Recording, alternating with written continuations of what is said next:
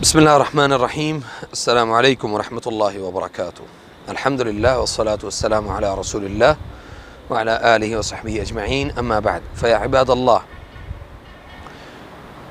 نبی کریم صلی اللہ علیہ وسلم نے فرمایا کہ اللہ تعالیٰ نے کوئی ایسی بیماری نازل نہیں کی جس کا اللہ تعالیٰ نے علاج نازل نہ کیا ہو۔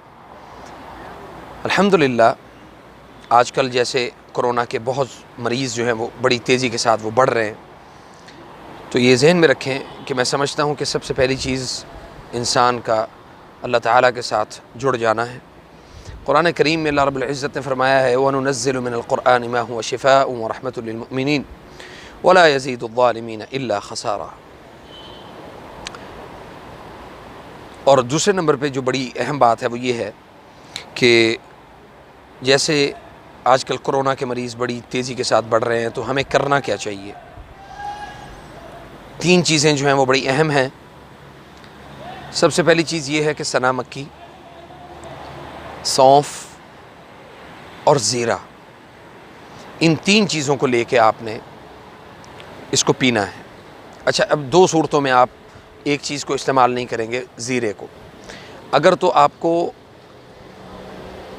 بخار ہے تو پھر آپ زیرے کو استعمال کریں گے، اور اگر بخار نہیں ہو رہا تو پھر آپ زیرے کو استعمال نہیں کریں گے۔ اس کی مقدار یہ ہے کہ 1 چمچ شہد ہوگا آپ کے پاس، اور آدھا چمچ یا چمچ کا چوتھا حصہ سونف ہوگا، اور اسی طرح چمچ کا چوتھا حصہ زیرہ ہوگا۔ تینوں چیزوں کو جو ہے وہ آپس میں مکس کر لیں گے۔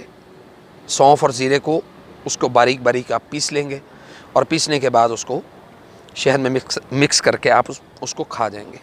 اس کے بعد جو آپ نے پانی پینا ہے، اس پانی کے اوپر صرف سورۃ فاتحہ 7 مرتبہ اس پانی کے اوپر دم کر لیں گے، تاکہ اللہ تعالیٰ آپ کو جو جسم کے اندر جو بھی بیماری ہے اللہ اس کو نکال باہر کرے۔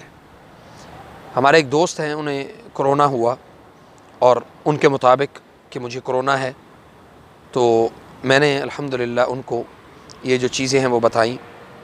اللہ رب العزت نے انہیں شفا دی، اب وہ ماشاءاللہ سے صحت یاب ہیں، بہترین ہیں۔ بڑی تیزی کے ساتھ اس کے کیسز بڑھ رہے ہیں، لوگ جو ہیں وہ بہت زیادہ متاثر ہو رہے ہیں، اور اللہ تعالیٰ سے بس عافیت طلب کریں، اور دنیا جو ہے وہ بڑی تیزی کے ساتھ تبدیل ہو رہی ہے۔ بس اللہ تعالیٰ سے دعا کریں کہ اللہ تعالیٰ ہمیں دنیا میں کسی بھی ابتلا اور کسی بھی آزمائش سے رب العزت ہم سب کو محفوظ فرمائے۔ اور ان لوگوں کے لیے خصوصی اپنے آپ کو دعاؤں میں، یعنی اپنی دعاؤں میں ان کو یاد رکھیں جو کسی بھی بیماری میں مبتلا ہیں، اللہ ان کو عافیت دے اور ان کو ان بیماریوں سے اللہ رب العزت محفوظ فرمائے۔ فجزاکم اللہ خیر، السلام علیکم ورحمۃ اللہ وبرکاتہ۔